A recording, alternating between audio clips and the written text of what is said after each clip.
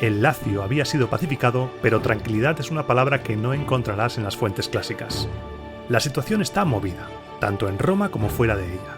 Alejandro de Epiro desembarcará en el sur de Italia para darse de palos con los samnitas. Una vestal será acusada del peor delito posible para una guardiana del fuego sagrado, y como eventos principales, hoy en Roma Eterna vivirás el primer juicio público contra unas matronas por unos envenenamientos y todos los hechos que desencadenaron la Segunda Guerra Samnita. Así que vente conmigo al foro, que un tal Marco Flavio está repartiendo comida, y comenzamos.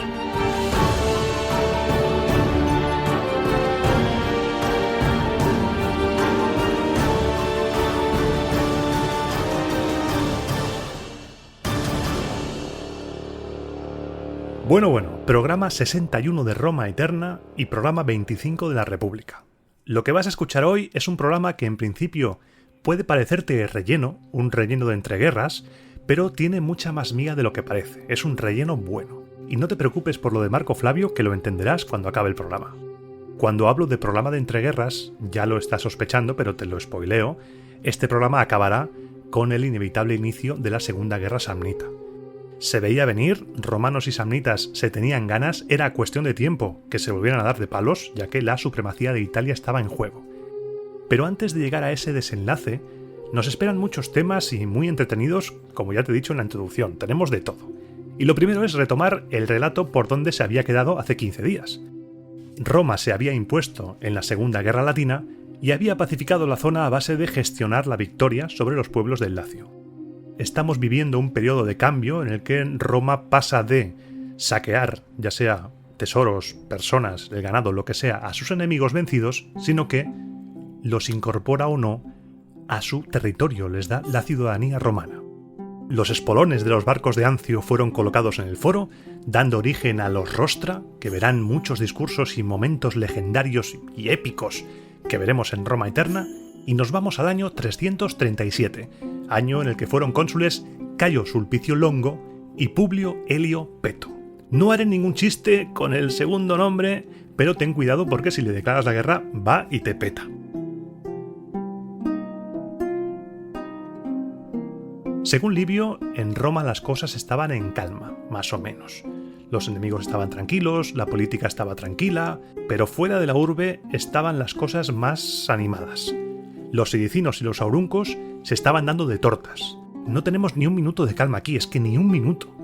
Los auruncos, como estaban perdiendo la guerra contra los sidicinos, enviaron embajadores pidiendo ayuda a Roma, y el Senado les prometió que, vale, de acuerdo, mandaremos ayuda, pero esa ayuda no llegó todo lo rápido que habría sido deseable y los auruncos fueron derrotados. Durante los años que tocaré hoy, vas a ver que habrá varias dictaduras, varios interregnos. Es un periodo en el que los fastos nos cuentan que ocurrieron cosas. Aquí, por ejemplo, se nombra dictador a Cayo Claudio Regilense, y el motivo es porque el Senado estaba enfadado con los cónsules por retrasar la ayuda a los auruncos, traicionando la palabra del Senado. Esto de nombrar un dictador por enfado del Senado bien puede indicar que quizá el nombramiento de dictadores es un mecanismo que en estos tiempos se utiliza para intentar corregir el curso de la política. Estos cónsules no me gustan, nombramos un dictador, al carajo todo, y así sucesivamente. Va a haber hoy, ya sea por un motivo u otro, un montón de dictaduras en un espacio de tiempo muy corto. Y no podemos descartar que este nombramiento de Cayo Claudio Regilense fuera para corregir la política de esos dos cónsules que quizá no estaban a favor de la decisión del Senado de mandar ayuda y por eso la retrasaban. No sería la primera vez que nos encontramos en la historia de Roma y no será la última en la que vemos políticos que retrasan, dilatan las cosas para no cumplirlas. No es desobedecer, es simplemente que, ya sabes tú, las cosas de palacio van despacio. Si el nombramiento de Cayo Claudio te parece extraño, más extraño te va a parecer que se anuló su dictadura. Se anuló por supuestamente un defecto de forma, según nos cuenta Tito Livio. Los augures dijeron que existía una irregularidad en la elección y tanto el dictador como su segundo al mando, el Magister Equitum, tuvieron que dimitir. Entonces aquí nos preguntamos, ¿es posible que los cónsules cuyas magistraturas fueron anuladas para nombrar a ese dictador contraatacaran de algún modo, motivando esa decisión de los augures? ¿Es posible que haya aquí un pique entre facciones? No podemos hacer más que especular, pero puede ser. Nada es imposible en la política romana, tú lo sabes. pero el evento principal de ese año, del año 337, es uno que te he comentado al principio, un escándalo en mayúsculas, un tema que fue la comidilla en todas las casas de Roma y que seguramente esconde más de lo que a simple vista parece. Una de las vestales, que se llamaba Minucia, fue acusada por un esclavo de vestir de modo más elegante de lo que era apropiado. Vamos, que se arreglaba más de lo que se consideraba aceptable para una vestal. No era la primera vez que se acusaba de algo así a una vestal. En el año 420 se juzgó a Postumia y acabó absuelta, pero Minucia no va a tener la misma suerte. Minucia fue denunciada por un esclavo y aquí empiezan las cosas raras. En cuanto fue denunciada, se le prohibió realizar sus deberes religiosos y también se le prohibió liberar a sus esclavos. Piensa que si liberas a un esclavo ya no se le puede interrogar bajo tortura. Era legal torturar a los esclavos para sacarles información, con lo que te puedes imaginar que a un esclavo al que torturas, a una persona a la que torturas, te va a confesar de todo. Te va a confesar hasta crímenes de 200 años atrás, con tal de que dejes de torturarla. Y algo pasó, seguramente mucho dolor es lo que pasó en esta denuncia, porque desde la denuncia por vestir de manera más elegante de lo apropiado hasta el juicio, la acusación fue creciendo de 0 a 100 y acabó condenada a morir, enterrada viva, acabó condenada por inquestum, por romper su voto de castidad. Como ya te conté en el cuaderno de dioses de Vesta, no se podía ejecutar a una vestal, no se la podía matar para no ofender a los dioses. Los romanos lo que hacían sencillamente era enterrarla bajo tierra, la encerraban con una mínima ración de comida para que acabara muriendo olvidada. Esa pena estaba reservada a vestales que habían faltado gravemente a su juramento, a la castidad. Así que puede, y remarco el puede, porque en esta época tan remota todo es especular, puede que el hecho de no dejar que manumitiera a sus esclavos permitiese utilizar la tortura contra ellos, para asegurarse una condena. Todo apunta a que alguien le tenía ganas a Minucia y se aseguró de que se le acusara del peor delito posible para una vestal, para que así acabara condenada a muerte. Minucia acabó enterrada viva en el Campus Sceleratus, cerca de la Puerta Colina.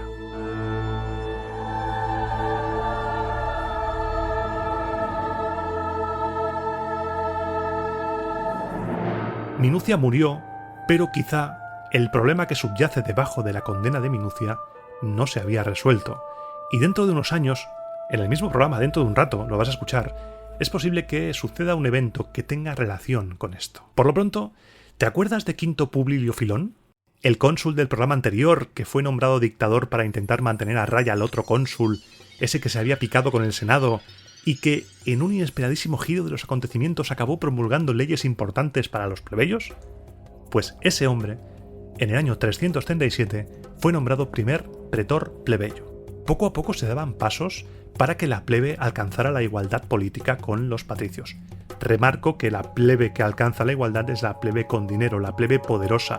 No la plebe el hijo del carnicero, es la plebe con dinero. Y ahora esa plebe se metía también en la administración de justicia. Y avanzamos al año siguiente, al año 336, año del consulado de Lucio Papidio Craso y Cesón Duilio. Ese año los auruncos, si te acuerdas, habían peleado con los sidicinos hace un rato, se alzaron en armas contra Roma, se aliaron con sus vecinos, con los sidicinos, con los que se estaban pegando hace apenas 2 años. Yo es que te juro que a veces leo estas cosas y digo, pues muy bien, lo asumes y ya está. Un año eres enemigo, otro año eres amigo, ríete tú de Juego de Tronos. Aquí las alianzas cambian cada 2x3 y lo único que tenemos que hacer es asumirlo muy bien. Perfecto, Tito, sí, Dionisio, vale, vale, lo asumes y fuera. Fue una guerra larga porque nos mete de lleno en el año 335 esa guerra y el Senado lo que quería era aplastar a los sidicinos. Eran el auténtico objetivo, porque cuando no estaban en armas contra Roma, estaban metiendo cizaña para que otros le declarasen la guerra a Roma. El Senado no estaba para tonterías, y para ese año, el 335, se aseguró de que saliera elegido por 4ª vez cónsul el Cuervo, nuestro amigo Cuervo, definido por Tito Livio como el más grande comandante de su época, con Marco Atilio Régulo como su colega. El programa de hoy no va a ser especialmente bélico, porque se acercan programas muy bélicos, así que pasaremos un poco por encima. La guerra fue asignada al Cuervo sin ningún sorteo, no se querían correr riesgos, y allá que fue. Se preparó todo para asediar la ciudad de Cales, al norte de la Campania. Se pusieron rampas, torres, ingenios de asedio, vamos, de todo, una operación a gran escala del siglo IV, por supuesto, todo con tal de minimizar los riesgos. Marco Valerio no quería exponer más de la cuenta a sus soldados. Y en estas, que estaban ahí preparándolo todo, apareció un tal Marco Fabio, un romano que, según él contó, estaba retenido como prisionero en la ciudad de Cales. Muy bien encadenado no estaría, porque le contó al cónsul que se escapó rompiendo sus cadenas y dejándose caer por la muralla, bajando haciendo rappel, aprovechando que los guardias estaban borrachos, ya que había un festival y una fiesta no se perdona, amigos. Marco Fabio, después de esa huida digna de una película, convenció al Cuervo de que atacara sin problema, ya que estaban todos dormidos, y los que no estarían con un pedal de campeonato, así que no habría problema. El cónsul le hizo caso, capturó la ciudad sin problemas y ya está. Fácil, botín, auruncos capturados, ciudad, vamos, de todo. Me hacen mucha gracia estas batallas porque se resuelven por arte de magia. Estás preparando un asedio chungo, con torres, rampas y la de Dios, y de repente te viene un señor que yo me imagino medio desnudo, con las barbas de estar ahí prisionero, y te dice, no, pasa, que están borrachos. Y de repente, ¡vida! ¡Victoria! Pues muy bien. Como te he dicho antes, lo asumes y ya está. Se dejó una guarnición en Cales, el grueso de las tropas volvió a Roma y el Cuervo fue recompensado con un triunfo. Pero antes de que el Cuervo llegase se tuvo que nombrar un dictador, ya que alguien tiene que celebrar los comicios. Y el elegido fue Lucio Emilio Mamercino. Salieron elegidos entonces cónsules para el año 334 Tito Veturio y Espurio Postumio. A pesar de que la guerra con los sidicinos continuaba, ya que eran el auténtico objetivo, para los auruncos había sido ya game over, así que se decidió asentar una colonia en Cales. Se aprobó una resolución para que se inscribiesen 2.500 personas dispuestas a mudarse hacia allí en busca de una nueva vida, y los triunviros encargados de asentar colonos y asignar lotes de tierra fueron Cesón Duilio, Tito Quincio y Marco Fabio, que no sé si es el mismo Marco Fabio que se escapó de Cales hecho polvísimo, haciendo rappel ahí a lo loco, o es otro, no lo sabemos. Lo que sí sabemos es que Cales se acabó convirtiendo en el centro de la dominación romana en la Campania. Los nuevos cónsules entraron en territorio sidicino y cuando estaban ya ante las murallas enemigas llegó un informe que decía que, atención, el Samnio, los samnitas, se estaban preparando para una nueva guerra. Ojo peligro, se nombró otro dictador, venga, y el tercero que llevamos hoy, Publio Cornelio Rufino, con un tal Marco Antonio como Magister Equitum, pero tuvieron que renunciar otra vez, como los primeros del programa de hoy, tuvieron que renunciar a sus cargos por unas irregularidades de tipo religioso a la hora de llevar a cabo los nombramientos. Algo estaba pasando ahí que no sabemos, pero tantas dictaduras y sobre todo 2 veces en 3 dictaduras que se tuvieran que anular por defectos de forma, algo sucede ahí. Durante ese año también hubo una epidemia en Roma y damos un salto hasta el año 332, no muy grande el salto, estamos un poco de bajón, año en el que tras 5 interreges fueron elegidos cónsules Aulo Cornelio y Neo Domicio.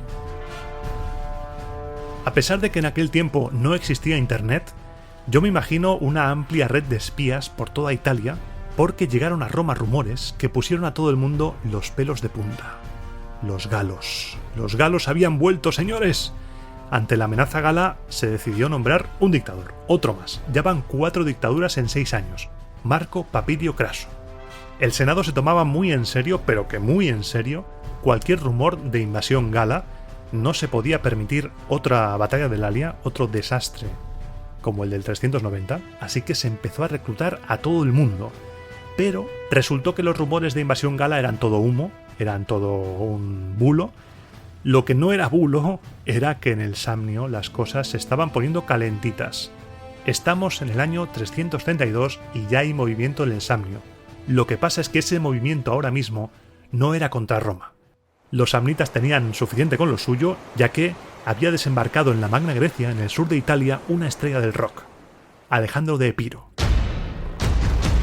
Alejandro de Epiro, por si no te suena, es hermano de Olimpia y tío de Alejandro Magno.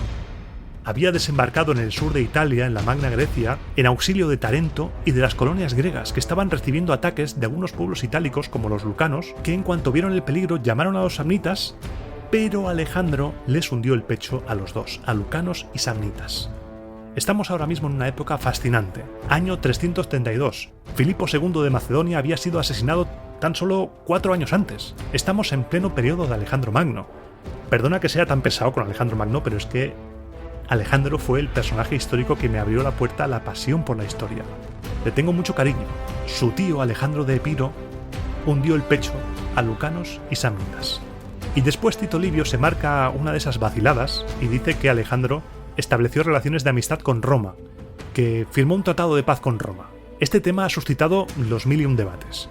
¿Realmente existió este tratado de paz entre Alejandro de Epiro y Roma? No lo sabemos. Puede ser una fumada de Tito Livio, altamente probable. Realmente la existencia o no de este tratado no afecta al relato, porque en este momento todavía Roma no está chocando con los intereses de las colonias griegas en la Magna Grecia. Quedan todavía unos años para eso. Llegará a chocar, por supuesto, se va a pegar, y por eso viene Pirro, pero todavía quedan unos años. Ahora estamos en el año 332 y lo que toca es hacer un censo, porque se habían incorporado nuevos ciudadanos y había que censarlos, y también se añadieron 2 tribus más a las que ya había, se añadió la tribu Mecia y la Escapcia. Y con la fundación de estas 2 nuevas tribus llegamos al año 331, año en el que sucede el evento de este programa. En cada uno de los programas de Roma Eterna suele haber 1 o 2 eventos y el del programa de hoy es este. Un evento que el propio Tito Livio desearía que fuera mentira. Te pongo en situación. Ese año eran cónsules Marco Claudio Marcelo y Tito Valerio. Livio dice que fue un año horrible. Horrible porque se descubrió una conspiración criminal. Resulta que ese año empezaron a morir hombres. Hombres por una enfermedad similar, morían todos de la misma manera. Pero no eran hombres random, no. En latín, Tito Livio utiliza la expresión primores civitatis. Estaba muriendo gente importante, ciudadanos importantes, claves para la República.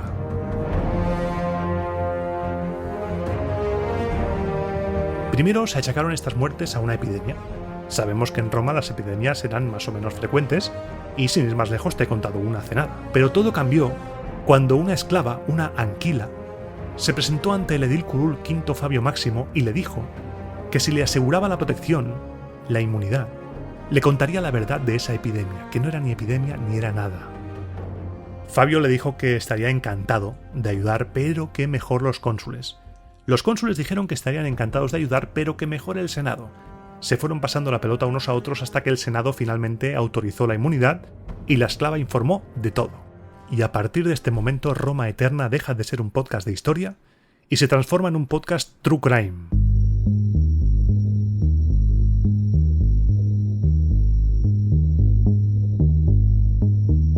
Hoy, en Roma Criminal, el caso de las matronas envenenadoras.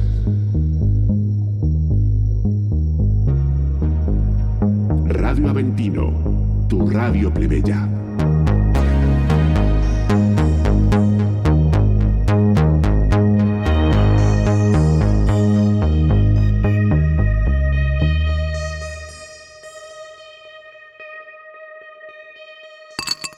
Querido amigo, querida amiga, fieles servidores todos de la República, soy Marco Valerio Nocturno y te doy la bienvenida a Roma Criminal.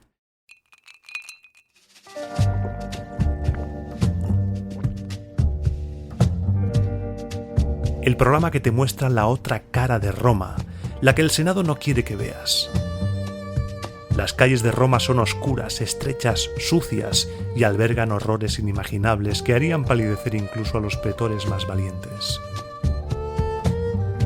Pero tú no te acobardas ante el horror. Lo sé, porque estás aquí conmigo esta noche.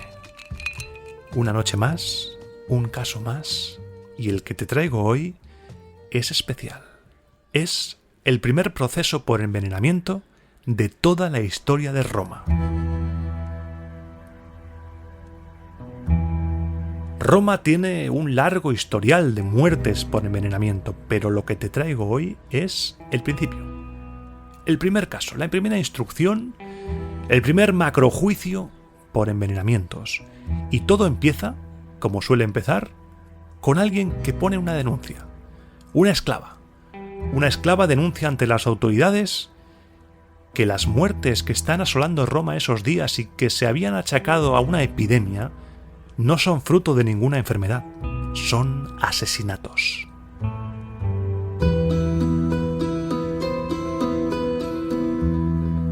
El Senado concedió la inmunidad a la esclava a cambio de la información y la esclava empezó a contar un terrible relato que enmudeció a todos.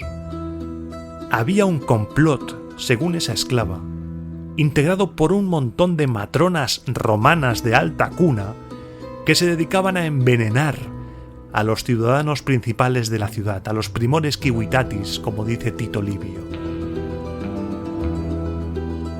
El Senado exigió pruebas de tal acusación, y la esclava le dijo que qué mejor prueba que ir con ella y verlas infragantis, pillarlas en el momento. Y así se hizo. Acompañaron a la esclava y sorprendieron a un montón de matronas romanas elaborando venenos, y con venenos preparados para poder suministrarlos a las víctimas y seguir matando. Se detuvo en el acto a 20 matronas y se las llevó al foro. Entre esas 20 había 2 que eran de la más alta cuna. Cornelia y Sergia protestaban porque decían que no eran venenos, que eran medicinas que estaban intentando trabajar por el bien de la ciudad, curando a los enfermos. La esclava les dijo que si eran medicinas, que se las bebieran delante de todos. Si es un producto inofensivo, no pasaría nada. Las matronas, al principio sorprendidas, no esperaban ese órdago de la esclava y no esperaban tener que someterse a juicio por ordalía, por prueba. Estuvieron consultando, las autoridades les dieron tiempo para consultar qué iban a hacer. Se retiró a todos los curiosos que se habían congregado en la zona, porque el crimen, el morbo, llama la atención de los ojos y de los oídos, por eso estamos aquí tú y yo. Y las matronas decidieron beber. Decidieron aceptar el juicio por ordalía y beberse hasta la última gota de esos brebajes que tenían. Lo hicieron, vaya que sí lo hicieron. Y al cabo de pocos minutos, las 20 cayeron muertas.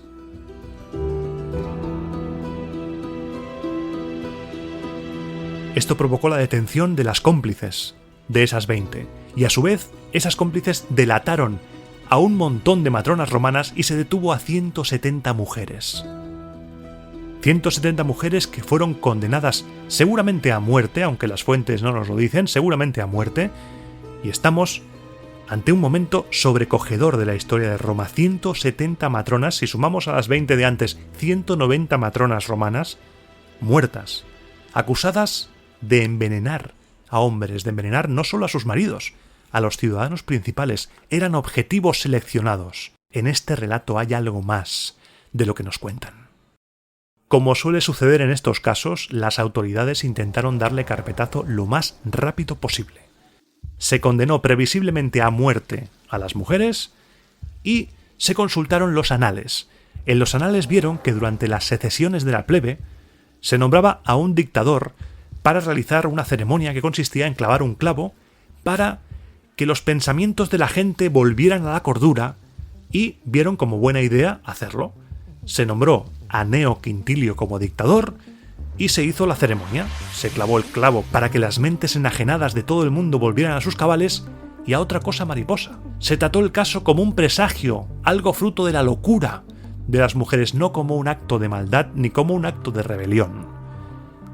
Estaríamos cometiendo un error si dejamos el caso aquí, pero la investigación histórica corre a cargo de mi compañero Iván de Roma Eterna, el programa que viene a continuación. El tiempo de Roma Criminal se acaba aquí, y el tiempo de tu humilde servidor, Marco Valerio Nocturno, también se acaba. Pero antes de irme, y como siempre te digo, no salgas de noche por las calles de Roma si no quieres convertirte en protagonista de algún programa de Roma Criminal. Buenas noches.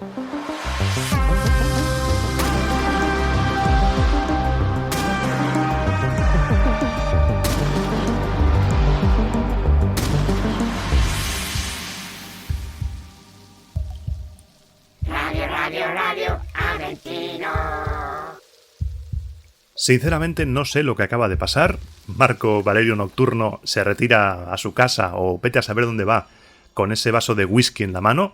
Y aquí seguimos en los estudios, ahora volvemos a la investigación histórica, abandonamos el True Crime y si escuchas ruidos extraños de fondo tengo que pedirte disculpas porque estamos haciendo obras en el foro, los estudios de Roma Eterna están justo en el foro y se están haciendo obras para reformar la nueva curia, así que si escuchas ruidos no te preocupes, yo intentaré disimularlos lo más posible y seguimos con la investigación histórica porque aquí tenemos cosas que analizar. Vamos a hacerle una radiografía a lo que nos cuentan las fuentes, a intentar atar cabos, ya que la historia antigua es ir uniendo puntitos aquí y allá, preguntarse cosas, intentar unir esos puntos con tal de acercarnos a una posible verdad. Y remarco el posible, porque no será la verdad absoluta nunca, no tenemos toda la información. Yo lo que creo es que estos envenenamientos forman parte de un proceso de rebelión política femenina que viene de atrás y que continuará en el tiempo. Pero vayamos por partes. Lo primero que llama la atención es lo selecto de las víctimas. No nos dicen las fuentes que fueran gente aleatoria o solo los maridos. Las víctimas eran ciudadanos importantes, miembros clave de la vida pública romana. Ese primer detalle ya nos hace sospechar de que no son asesinatos aleatorios fruto de la locura que las fuentes quieren atribuir a la locura femenina. No, aquí hay algo más. Las 20 implicadas en la primera fase murieron envenenadas por sus propios brebajes y el resto fueron juzgadas por una comisión instituida por el Senado y presidida por Quinto Fabio Máximo, el edil curul, al que fue la testigo, la esclava, a revelarle la información. Y otro dato que nos llama la atención es que en contra de lo que nos solemos encontrar en lo tocante a juicios femeninos, no fueron juzgadas por un tribunal familiar, fueron juzgadas públicamente, ya que lo sucedido afectaba a toda la comunidad. No era un crimen aislado, debían ser juzgadas como grupo. Y esto es algo especial, esto es algo que no pasa a menudo. No sabemos en concreto las penas que les fueron impuestas a estas 170 matronas, aunque posiblemente se las condenase a muerte. Solo sabemos que se clavó un clavo y chimpún, y hasta luego. Pero lo hicieron fijándose en un ritual, en una ceremonia que se hacía durante las secesiones de la plebe. ¿Por qué aplicar soluciones usadas con secesiones de la plebe si no estamos ante algo parecido? Las víctimas, el juicio público, el cierre, todo huele raro. Vamos a intentar bucear un poquito más, y para ello tenemos que retroceder en el tiempo y después avanzar un poquito más en el tiempo. Primero vamos a retroceder al año 337. Te comenté que ese año vimos la muerte, la ejecución enterrada viva de la vestal Minucia, acusada de inquestum, de romper su juramento de virginidad. Fue una denuncia de un esclavo que pasó de 0 a 100, pasó de te vistes muy elegantemente a has roto tu juramento de virginidad. De una posible multa o ser absuelta pasó a la muerte. ¿Qué hay ahí detrás? ¿Podemos llegar a intentar descubrir algo más? Puede ser. Si repasamos los nombres y los destinos de las vestales que conocemos por las fuentes, nos encontramos que Minucia fue la quinta vestal condenada a muerte en la historia de Roma que conozcamos y la primera en 135 años de historia. La anterior fue Orbinia o Urbinia en el año 472 y la encontramos en los escritos de Dionisio de Halicarnaso. Había pasado mucho tiempo desde la última ejecución de una vestal, 135 años. También te comenté hace un rato que posiblemente alguien le tuviera ganas a Minucia, y es que Minucia pertenecía a una familia plebeya y puede que fuera la primera vestal plebeya, una de las primeras. Y ya sabes tú que los patricios se toman muy a pecho esto de que los plebeyos fueran incluidos en el ámbito religioso. Los patricios lo tenían como patrimonio exclusivo. Cuando los plebeyos entran al consulado, una de las quejas de los patricios es que la religión se viene abajo, que cómo se permite a un plebeyo formar parte del rito público. Pues quizá algo pasó aquí también. Es posible que el ambiente durante estos años estuviera raruno, no solo a nivel masculino, sino también a nivel femenino, y que las mujeres empezaran a reevaluar su propia situación personal, y quisieran cambiar las cosas, porque no solo había una discriminación entre hombres patricios y hombres plebeyos, también había una discriminación entre mujeres patricias que se casaban con patricios y mujeres patricias que se casaban con plebeyos. Y ahora nos adelantamos un poco en la línea temporal del podcast porque quiero mostrarte un ejemplo de esa discriminación. Quinto Fabio Máximo, el edil al que la esclava fue a denunciar el caso de las matronas, fundó ese mismo año, el 331, un santuario a la Pudiquitia Patricia, a la castidad patricia. en el Foro Boario para expiar los crímenes de esas envenenadoras. En el Foro Boario pasaba de todo. Pudiquitia era la diosa que personificaba la virtud femenina, y ese santuario va a ser el foco de un conflicto no mucho tiempo después, y avanzamos del 331 al 296, año en el que se lió parda en ese santuario. Las fuentes nos cuentan que una tal Virginia o Verginia, una mujer patricia, casada con el plebeyo Lucio Volumnio Flama, que fue cónsul un par de veces, que eran nobilitas pura y dura, a esta señora se le negó el acceso al santuario porque se había casado con un plebeyo. Y Virginia dijo: ¿Sí? ¿Me vas a prohibir el acceso? Pues mira, os vais a enterar. Con todo mi ¿Pero qué pasa? Con todo mi Pero oye... Bueno, con toda mi genitalia femenina voy a fundar un altar a la Pudiquitia plebeya y os lo vais a comer. Esto del santuario es una muestra de que había un conflicto ahí. Había problemas alrededor del connubium, del matrimonio. El matrimonio mixto patricio-plebeyo se había legalizado, pero no se había incorporado del todo a la normalidad. Y al año siguiente, en 295, el hijo de ese edil curul Quinto Fabio Máximo, Quinto Fabio Gurges, llevó a juicio a varias matronas ante el pueblo por el delito de adulterio, y de las multas que sacó con las condenas, obtuvo el dinero suficiente para construir el templo de Venus Obsequens, Venus Obediente, cerca del circo. Muchas matronas son esas para poder pagar un templo con las multas. Aquí tenemos otro ejemplo más de que hay problemas y que esas matronas desobedecieron y después se fundó el templo de Venus Obediente. Ahí hay un problema de fondo que está a lo largo de los años y que las fuentes nos lo van comentando de pasada. No olvides nunca que la sociedad romana era mucho más conservadora, mucho más de lo que el cine, la televisión y los documentales amarillistas nos han vendido. Y castigaba duramente el adulterio femenino, no tanto el masculino, que también había procesos, pero no lo castigaba con tanta dureza como el femenino. Si alguna vez te has preguntado de dónde viene esa mentalidad de tratar de manera diferente la promiscuidad femenina y la masculina, aquí tienes un buen punto de partida. Somos hijos de Roma, y lo somos para todo, lengua, costumbres y también en lo moral. Parece que el malestar femenino iba enfocado hacia la legislación matrimonial. Hablaré en profundidad de este tema en un futuro programa dedicado al matrimonio, pero ahora te daré una pincelada para poder vestir mejor este relato que te cuento de esa posible rebelión femenina. Uno de los métodos a través de los cuales el marido conseguía la manus, la potestad de pater familias sobre su mujer, era el usus. El usus se conseguía si la mujer estaba en posesión o bajo la dependencia del marido durante un año entero. Si ocurría eso, la mujer pasaba a ser dependiente absoluta, como una hija a nivel legal del marido, el marido tenía la manus y el marido era el pater familias legal de la mujer. Este proceso del año se podía romper con la trinoctium. Como su nombre indica, la trinoctium es que una mujer patricia, de marido plebeyo, pasase fuera de casa 3 noches seguidas, antes de cumplirse el año. Por ejemplo, podía volver a casa de su padre, participar en los ritos de familia y así públicamente decía que, hey, yo sigo formando parte de mi familia original, de pater familias. Impedía que el marido tuviera la manus sobre ella. Impedía que se convirtiera a efectos legales en su hija. Pero el trinoctium, y aquí es donde viene todo el meollo del asunto, no estaba disponible para mujeres patricias casadas con patricios en ese momento. Solo estaba para los matrimonios mixtos. Esto posiblemente empujó a muchas mujeres a lo largo del siglo IV a.C. a intentar cambiar su situación, a intentar forzar cambios legales. Pero no tenían ninguna manera de introducirse en política, no había magistraturas femeninas, y tampoco tenían una manera de cambiarlo directamente. Así que quizá no tuvieran más remedio que meterla directa, cargarse a sus maridos y a los personajes principales que obstaculizaran esas reformas para así propiciar el ascenso de las figuras masculinas que sí pudieran cambiar esas leyes. Esta Virginia, que fundó el altar a la Pudiquitia plebeya, era descendiente de esas mujeres del año 331 y seguramente estuviera detrás de los avances en materia de divorcio que se aprobaron durante los consulados de su marido y a los que ya iremos llegando. Así que, quizá, esas matronas del año 331 formaran parte de algo más, de un movimiento que luchaba por mejorar sus condiciones de vida e igualar derechos tal y como hacían sus maridos.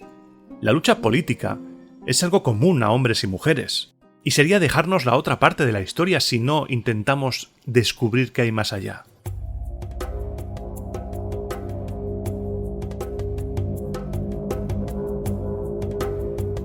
Y tras este análisis en profundidad del caso de los envenenamientos del año 331, y que me ha dado ganas de hacer especiales sobre venenos, sobre matrimonio, de todo, continuamos con el relato cronológico de la historia de Roma. Y pasamos al año 330, año en el que fueron cónsules Lucio Papidio Craso, que ocupaba el cargo por segunda vez, y Lucio Plaucio Venox. Ese año empieza el baile de alianzas, el baile de amenazas, poco a poco se van a acelerar las cosas. Llegan a Roma embajadores fabraternos y lucanos, ambos pueblos volscos, pidiendo protección al Senado contra los samnitas. A cambio de protección, estos pueblos se mantendrían fieles y obedientes bajo dominio romano. El Senado, encantado de la vida, lo que hizo fue enviar embajadores a los samnitas para recomendarles que se abstuvieran, por favor, de emplear violencia contra estos dos pueblos que eran amigos de Roma, y los samnitas dijeron que ok, pero no fue un ok movido por el miedo a Roma, fue un ok para comprar tiempo. Los samnitas no estaban preparados todavía para la guerra, pero iba a llegar la guerra. Guerra que sí tuvo Roma ese año contra Priverno y contra su aliada Fondi. No entraré en detalles de esta guerra, ya te he dicho que este programa no va a ser bélico, solamente comentar que ambos cónsules estuvieron enfrascados en esa guerra y no fue una campaña rápida, ya que les pilló fuera el momento de convocar comicios consulares para el año siguiente. Uno de los cónsules tuvo que volver a Roma para llevar a cabo los comicios. Ya sabes tú que los romanos son muy escrupulosos con los rituales y con las ceremonias y con todo. Cuentan las fuentes que ese año, el año 330, se construyeron cárceres por primera vez en el Circo Máximo. En este punto hemos de tener cuidado con la traducción que manejes, de Tito Livio, porque algunas dicen cárceles y no son cárceles en el sentido de celdas. Son cárceres. Cuando haga la serie dedicada al entretenimiento público y te hable de las partes del Circo Máximo, ya me explayaré con detalles, pero brevemente las cárceres son las puertas de salida del Circo Máximo. Imagínate el Circo Máximo, tiene un extremo recto y un extremo con curva. Pues en el extremo recto es donde estaban esas puertas. Puertas que en tiempos de César fueron reemplazadas por construcciones de piedra. De ahí salían los participantes de las carreras.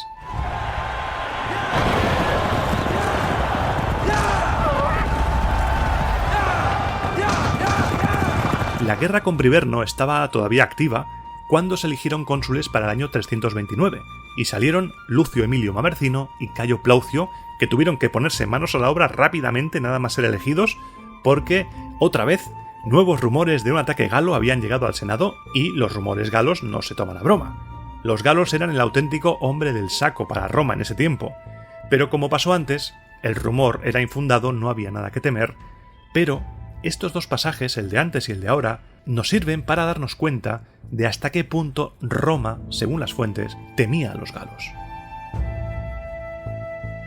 Tras esto, había vía libre para finiquitar de una vez por todas la guerra con Priverno, ya que su aliado se había rendido, game over.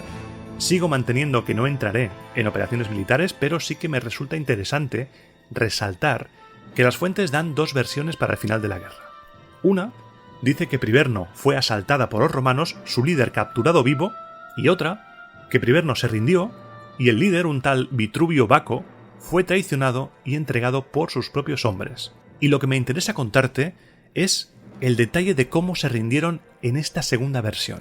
Cuenta Tito Livio que un grupo de ciudadanos se presentó ante el cónsul llevando ante sí el caduceo, el símbolo de las dos serpientes enroscadas. Si alguna vez te preguntaste cuál era el equivalente antiguo a la bandera blanca, aquí lo tienes. El caduceo era el símbolo de Mercurio, y quien lo llevaba estaba diciéndole al otro: «Hey, no me ataques, soy un mensajero, venimos a hablar». También se utilizaba en esos tiempos la rama de olivo como señal de rendición. La primera referencia a bandera blanca la tenemos en Tito Livio también en el transcurso de la Segunda Guerra Púnica. Nos cuenta que un barco cartaginés se rindió y enarboló telas blancas y ramas de olivo para avisar a los romanos de que no les atacaran. Sea una versión o sea otra, las murallas de Priverno fueron destruidas, se situó allí una fuerte guarnición y a su líder, a Vitruvio Baco, El destino no le auguraba nada bueno. Fue decapitado, su casa en el Palatino, porque tenía una casa en el Palatino, fue destruida y sus bienes consagrados a un dios que quizá no te suene, llamado Semoni Sancus. Este dios puedes encontrarlo bajo muchos nombres: Sancus, Sangus, Semo Sancus, Semoni Sancus, Semon Sanco, da igual. Cualquiera de los nombres sirve. Era un dios de origen sabino, encargado de los juramentos, la lealtad, la honestidad, defensor de la buena fe. Vamos, todo lo que había roto Vitruvio Baco alzando en armas a Priverno contra Roma. Semoni Sancus era el vengador de la deshonestidad y defensor de la verdad. Tenía un santuario en el Quirinal y acabó siendo identificado con Dius Fidius, hijo de Júpiter. Y he leído por ahí que la palabra Sanctus y todo lo que derive de esa, santo, santidad, viene de este dios Sancus, como protector de la honestidad, las normas, los juramentos. Pero esto último, permíteme que te lo deje entrecomillado, ya que para poder decirte que una cosa era así necesito contrastarlo de varias fuentes y esto solo lo he encontrado en una. Todo lo que se obtuvo por la venta de los bienes de Vitruvio se fundió en orbes o discos de bronce, depende a quién leas, y se depositaron en la capilla del dios Sancus que tenía frente al templo de Quirino. A los ciudadanos de Priverno se les dio la ciudadanía romana porque eran gente sincera. Se les preguntó a los embajadores qué clase de paz esperaría a Priverno y a Roma, y los embajadores con total cuajo dijeron: hombre, si los términos son buenos habrá paz, pero si no son buenos, la paz no durará mucho. Y en un ejercicio de propaganda de Tito Livio nos cuenta: los hombres cuyo primer y último pensamiento es la libertad merecen ser romanos. Bueno, muy bien, lo asumes y para adelante. Y como quien no quiere la cosa, avanzamos al año 328, acercándonos cada vez más al inicio del segundo choque entre romanos y samnitas. Se vienen cositas. Ese año fueron cónsules Publio Plaucio Próculo y Publio Cornelio Escápula. Roma seguía con su política de ir poniendo pequeñas Romas por todas partes y, en un acto de descaro absoluto, puso una colonia en Fregelas, una población volsca que había sido destruida por los samnitas y que casualmente, estaba situada en un punto estratégico entre el Samnio y la Campania. Digo casualmente, no vayas a pensar que los romanos intentaron provocar a los samnitas o intentaron colocarse estratégicamente. No seré yo quien te diga que el Senado era un poco el Joker. Ese año hubo polémica en Roma porque un tal Marco Flavio repartió carne al pueblo con ocasión del funeral de su madre. En principio no es algo malo, está repartiendo comida. ¿Qué iba a tener de malo eso? Roma era como un pueblo, todo se sabe, y se comentaba por el foro que ese reparto de carne no era fruto de la generosidad de Marco Flavio, que era un soborno. Un soborno porque tiempo atrás este hombre había sido procesado por los ediles acusado de seducir a una mujer casada. Había sido absuelto por el pueblo y la carne era el pago por el favor que le hizo la gente en el juicio. La carne debía ser de una calidad excelente porque acabó siendo tribuno de la plebe ese hombre. Y ahora sí, coge los prismáticos de ver cositas romanas y enfócalos hacia el sur, hacia la bahía de Nápoles.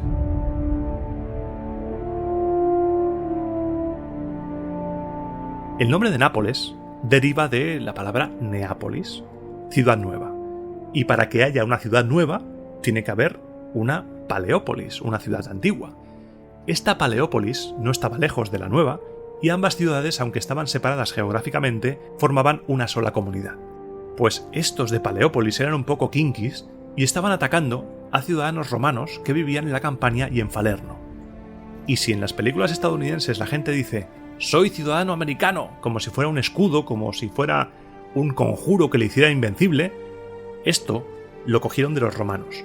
Roma no toleraba agresiones a sus ciudadanos y rápidamente, ya en el año 327, siendo cónsules Lucio Cornelio Léntulo y Quinto Publio Filón, envió a los feciales a pedir explicaciones, a exigir reparación, y si no se les daba una respuesta satisfactoria, habría guerra.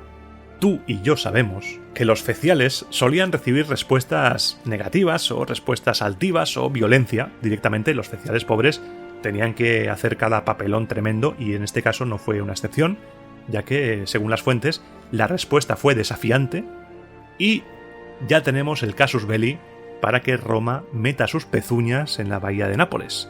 habéis atacado a ciudadanos romanos, nosotros hemos ido a pedir explicaciones, nos habéis mandado a paseo, así que no tenemos más remedio que hundiros el pecho.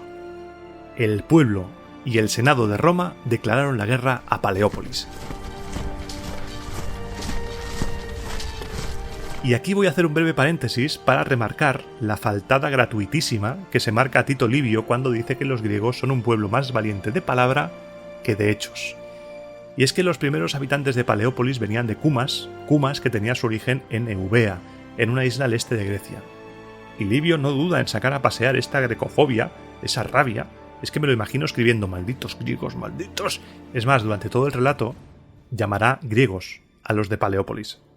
Los romanos, al declararle la guerra a Paleópolis, sabían que se estaban metiendo en terreno pantanoso, porque no mandaron un ejército de castigo a Paleópolis, no. Organizaron dos ejércitos. El cónsul Publilio se encargaría de Paleópolis, mientras que el otro, Cornelio, controlaría cualquier movimiento samnita.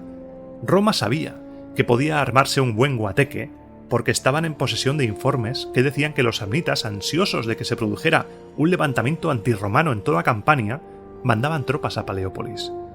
La situación estaba al filo de la navaja. Los cónsules se carteaban regularmente con Roma, enviaban mensajeros informando de que la paz era cada vez menos probable. Habían entrado en Paleópolis 2.000 soldados de la ciudad de Nola y 4.000 samnitas. Se estaba realizando un alistamiento general en todo el Samnio y además estaban intentando levantar a todas las ciudades contra Roma, a toda la Campania. Me encanta imaginarme la red tupida de espías que debía haber para poder enterarse de todos los planes enemigos. Me imagino a James Bond con sandalias, buenos días, chupito de garum mezclado, no agitado. Ante este clima de preguerra total, Roma, en un ejercicio de hipocresía absoluta, porque sí, nos gusta Roma, pero tenemos que darle caña cuando toca, envió unos embajadores a hablar con los samnitas para pedirles explicaciones de lo que estaba pasando. Estaban probando la temperatura del agua antes de meterse en la bañera. Los embajadores fueron allí y lo primero que hicieron fue acusar a los samnitas de perturbar la paz y la amistad entre ambos pueblos. Les acusaron de estar intentando levantar a toda la campaña contra Roma y de meterse en los asuntos romanos, ayudando militarmente a Paleópolis, cosa que sería un acto de guerra. Los samnitas negaron todas las acusaciones, dijeron que eso era invenciones, que no había nada de verdad en eso, y sacaron la carta ganadora. Y dijeron, oye, una cosa, ¿y la colonia de Freguela qué? ¿Quién ha sido el primero en perturbar la paz y la amistad entre ambos pueblos? Nosotros destruimos esa ciudad volsca y de repente vienen los romanos, fundan una colonia y tenemos aquí a los romanos en nuestro territorio a las puertas del Samnio. ¿Eso qué? ¿Quién ha perturbado ahí? Me imagino a los embajadores romanos diciendo nos han pillado. Los samnitas no se andaban con hostias. Exigieron que esa colonia, la colonia de Freguela, fuera inmediatamente desmantelada o ellos mismos la destruirían. Los embajadores romanos intentaron reconducir la situación proponiendo una reunión entre Roma, los samnitas y los aliados para que los aliados hicieran como de arbitraje, una cosa muy extraña lo que propusieron, como si no se enterasen de lo que estaba pasando, y la respuesta samnita fue contundente. ¿Por qué andarnos con rodeos, romanos? Ni la diplomacia ni el arbitraje pueden arreglar nuestra disputa. Las armas y la fortuna de la guerra son lo único que puede decidir la cuestión. Que ambos ejércitos se encuentren entre Capua y Suésula, y allí decidiremos si serán los romanos o nosotros quienes ejercerán el dominio sobre Italia. La respuesta samnita fue contundente, sí, pero la réplica romana fue de esas de película, de las que de vez en cuando nos dejan las fuentes deliciosas, y es que el embajador romano respondió: los soldados romanos no irán donde les convoque el enemigo, irán donde les lleve su jefe. Tras esta respuesta, y seguramente tras salir corriendo antes de que los samnitas les partieran la cara, podemos considerar las relaciones entre Roma y los samnitas oficialmente rotas. Mientras tanto, el cónsul Publilio, que no era tonto, había colocado su ejército en una posición estratégica entre Paleópolis y Nápoles para evitar que se ayudaran mutuamente. Buena esa.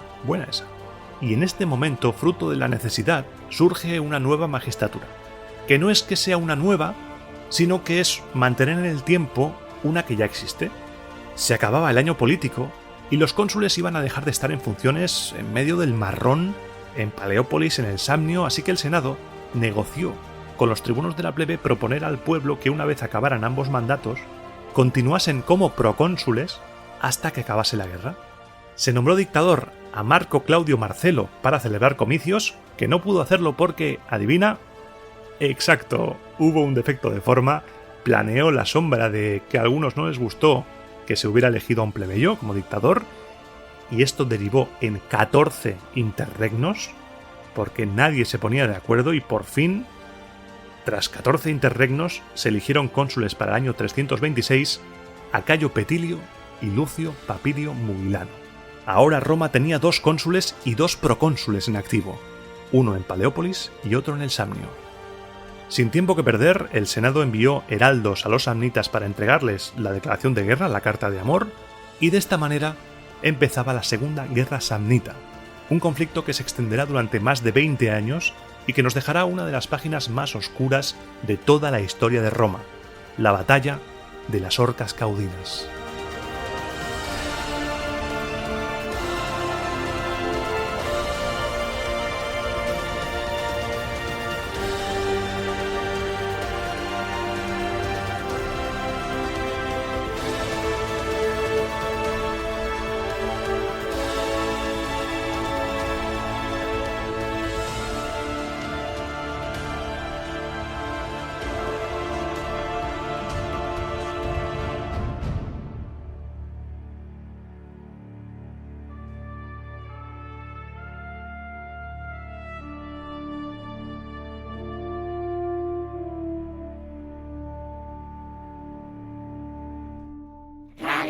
Radio Aventino. Tú y yo sabíamos que el programa se iba a acabar con la cancioncita de Radio Aventino, tu radio plebeya. Muchas gracias, Sergio, por prestarte a mis locuras, a mis fricadas. Sergio Mena, el Descampado, mi amigo, mi hermano, mi padre podcastil, todo. Muchas gracias. Un nuevo personaje ha nacido en este programa, Marco Valerio Nocturno. Si el cuervo se ganó su apodo del cuervo por ver un cuervo, no quiero saber lo que debió ver o lo que debió hacer o cómo debió vivir Marco Valerio para ganarse el nombre de Nocturno. Tremendos whiskazos que se mete. Ese señor lleva un vaso que es como el bolsillo del Doraemon, pero en versión vaso, no tiene fondo. Ahí hay de todo. Alcohólico, claro, pero de todo. Cada vez que hable de crímenes, de casos así extraños, sacaré Radio Aventino, sacaré Roma Criminal. Igual, en un futuro salen más programas de Radio Aventino. Radio Aventino tiene una programación rica, tiene de todo. Y quién sabe si se acaba convirtiendo esto en un spin-off dentro del podcast, programas independientes. Eso sería súper curioso y me he divertido mucho haciéndolo. Espero que te haya gustado. Seguramente ni te lo esperabas, que iba a hacer un podcast dentro del podcast, pero ha sido muy divertido. Y esta sección sin música viene cargadita. Lo primero es recordarte la agenda de eventos de recreación. Tenemos 2 próximamente que tengo aquí, que me han chivateado en el grupo de Telegram. Tenemos el 2, 3, 4, 5, 6 y 7 de agosto en Cacabelos, en León. Tenemos el Ludus Vergidum Flavium, una fiesta de recreación histórica con cerca de 20 grupos de recreación. 20 grupos. Cosas cántabras, astures, romanas. Un montón de gente va a ir ahí. Me encantaría ir. Y la otra, la Terra Ibérica de Calafell, del 28 al 31 de julio. Si vais a participar o si vais a ir en Twitter, en las redes sociales de Roma Eterna, incluso en el canal de Telegram, podéis enviar fotos de todo. Porque siempre es un placer ver estos eventos de recreación y ahora que hace calorcito ya ha empezado la temporada de eventos, así que encantadísimo de que compartas con toda la comunidad de Roma Eterna tus fotos de los eventos a los que vayas. Y hablando de Telegram, a través del grupo de Roma Eterna en Telegram, me ha hecho mucha ilusión recibir un audio de Carlos y Pablo, que nos ha enviado Luis, porque el mes que viene, ¿qué pasa? Es agosto, vuelve el Cuaderno de Dioses. Y con el Cuaderno de Dioses vuelve la mítica canción. Y me han enviado esta versión. Cuaderno de dioses, cuaderno de dioses, cuaderno de dioses. Unos cracks, Carlos y Pablo. Gracias, Luis, por enviarlo al Telegram. Os mando un saludo, un fuerte abrazo. Cracks. Y hablando del Cuaderno de Dioses, no voy a desvelar qué dioses voy a tocar, pero sí que te confirmo. Cada sábado de agosto, los 4 sábados de agosto... Espera, voy a mirar. Son 4, ¿no? No vaya a ser que me haya tirado a la piscina y no haya agua. A ver, sí. 6, 13, 20 y 27 de agosto estaré ahí contigo para hablar de mitología, hablar de dioses. Serán programas como el año pasado, un poquito más cortitos, más ligeros, pero así te puedo hacer compañía, ya estés de vacaciones, trabajando, lo que sea. Tenía apuntado para comentar en esta sección que en el programa anterior recibí algunos comentarios diciendo que había cambiado el audio, que se me escuchaba diferente. Yo personalmente no he cambiado nada a nivel técnico que pueda afectar, que yo crea que pueda afectar. Por ejemplo, el micrófono es el mismo, el ordenador es el mismo, la interfaz de audio es la misma. Lo único que he cambiado son los auriculares, los cascos. Tengo unos cascos que me recomendó Sergio Mena, unos cascos de estudio pero baratillos, porque los que tenía básicamente se desintegraron y se empezaban a escuchar muy mal. Por lo demás no he tocado nada de la configuración. Espero que este cambio del audio sea para mejor, que se me escuche mejor. Confírmame, tú que me estás escuchando, confírmame si es un cambio para mejor o para peor, porque si es para peor me tengo que preocupar. Yo quiero que Roma Eterna se escuche lo mejor posible dentro de mis posibilidades. Y creo que no me dejo nada más por comentar. Agradecerte que hayas llegado hasta aquí, agradecerte que estés escuchando el podcast y la sección sin música, agradecerte tu apoyo. Si te ha gustado, déjame tu comentario, déjame tu like, compártelo con toda la gente, con todos tus amigos, con tu familia, con tu jefe, con tus compañeros de trabajo. Compártelo con todo el mundo, difunde la palabra de Roma Eterna para que se expanda el podcast, para que el podcast crezca como está creciendo Roma ahora mismo. Este programa de hoy ha sido un programa de transición, no ha habido grandes conquistas militares ni grandes conflictos. El gran protagonista hoy ha sido el caso de las matronas, que quizá fue una invención y todos murieron de enfermedades. Puede ser, no lo sé, pero las fuentes nos lo dicen tal cual y hay que comentarlo, aunque siempre entrecomillando y sabiendo de qué estamos hablando, de las fuentes. Y la credibilidad en este momento de las fuentes es la que es. Así que sin más, te emplazo a dentro de 15 días, que ya será el último programa de la temporada, que no será de la República, tampoco será un especial temático. Va a ser una charla a la romana con alguien a quien tenía muchas ganas de traer al podcast desde hacía mucho tiempo. Espero que te guste.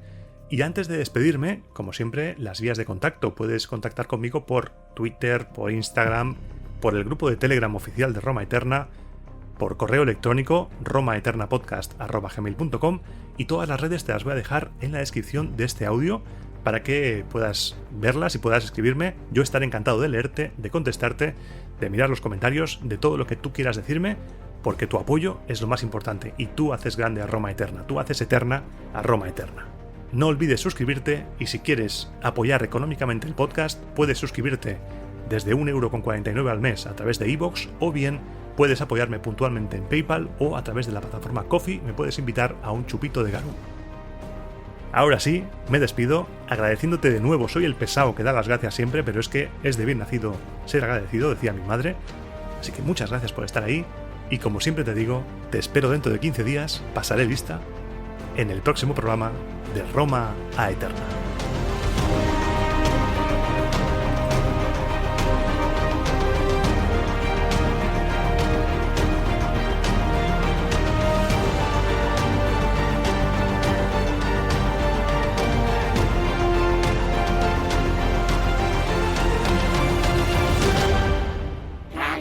Radio, Aventino.